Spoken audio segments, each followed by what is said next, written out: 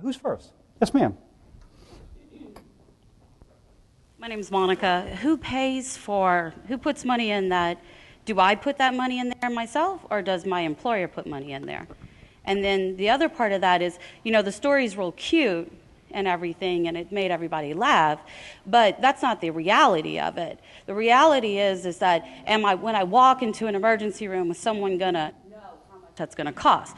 You as a doctor, if I walk up to you and say, how much is that surgery gonna cost? You have no idea.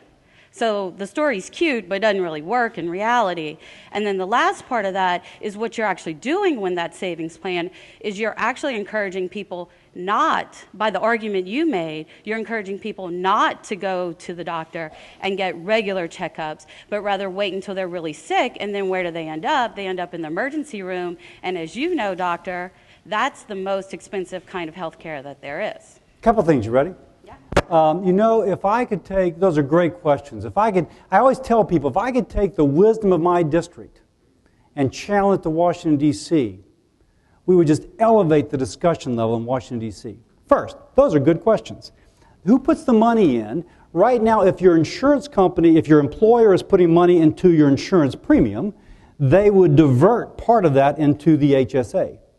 So if your company is putting, $800 a month, 100%. If your company's putting 100% into that premium, then they would put 100%. They would just put some of it into the wraparound policy and put the other portion into your HSA. And so that would be funded just as your insurance is funded now. Secondly, she's right. Right now, one of the problems with the healthcare system is if you wanted to know how much something cost, then you can't find out. I'm a gastroenterologist. I tell people that has prepared me very well for Washington, D.C., okay? But if you came to me for your colonoscopy, you'd want to know how much it cost if you have one of these HSA accounts. And I can't, and you'd want to see if Cassidy charges you $500 and Smith charges you $450 and Jones charges you $400, assuming that Jones cleans her scope, you'd probably want to go to Jones. Right now, you can't find that out. One of the things we speak of as a patient-empowered process is that you should be able to know how much you're going to pay for something before you walk in. If you go to Target or Walmart to buy school uniforms for your kids, you want to know how much you're going to pay for it before you walk into Target or Walmart. Similarly, one of the reforms that should happen, that has to happen, is that you, the consumer, needs to be able to figure out how much something is going to cost you. Now, the last thing is one of the fears of HSAs, and I'm sorry, I missed your name. Monica. Monica brought up a great point. She said, wait a second, what if somebody gets their money in their account and they don't want to spend it on their own health? Well, as it turns out, that could happen. Turns out people actually care about their health. And people I need a flu shot. If they're convinced they need a flu shot, they'll get the flu shot. So the same Kaiser Family Foundation study, and Kaiser Family Foundation is a little bit left of center. And so they're a more liberal group, and so they're doing the analysis. And they found that folks with HSAs spend just as much money on preventive services as people who have traditional insurance that pays for everything. And that's been my understanding. People make wise decisions for their health. Now, there's some people with traditional insurance that don't get their mammograms, pap smears, or colonoscopies. I can tell you that. Because there's some people, no matter, you can take a horse to water, but you can't always make them drink. You can take the patient to the hospital, but you can't always get them to do the service. But for folks who are engaged, again, this Kaiser Family Foundation, they found that the folks who had HSAs were just as likely to be immunized, just as likely to get their preventive checkups as people who are not.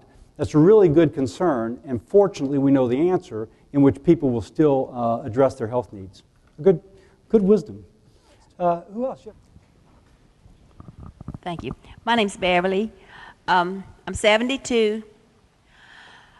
I retired from the federal government civil service, and I have that federal insurance. It's federal employees' health benefits. But I got off of that because I wanted to go on Humana, and it saves me $200 a month. It just comes out of, Humana just comes out of my Medicare. And I'm scared to death. Should I go back on the FEHB or stick with Humana? I don't know what to do. I love Humana. It's saving me money, and it's great. I love it. My generic medicine is free. I really like it. But what if it goes away? I don't know what to do. Can you tell me what to do? First, it's too soon to make a decision about your coverage. But let me first point out something. Insurance companies don't always get it right. But I can say that, for example, with your story, there are some people who the market has brought great benefit to, for example, free generic drugs because they're trying to get your business. So let's acknowledge that sometimes the marketplace actually does get it right in healthcare, whatever its current faults. That said, the president says he wants to save $500 billion from Medicare. And probably you have a Medicare Advantage program. Yes, you do. You just nodded. I'm telling everybody else, she nodded her head yes. She has a Medicare Advantage program. The president wants to take the money from the Medicare Advantage programs to fund his other activities. Now, his statement is that the federal government is overpaying the insurance companies for the Medicare Advantages. Medicare Advantage. And Medicare is the insurance for the folks 65 and above, and Medicare Advantage is a little bit insurance on top of that.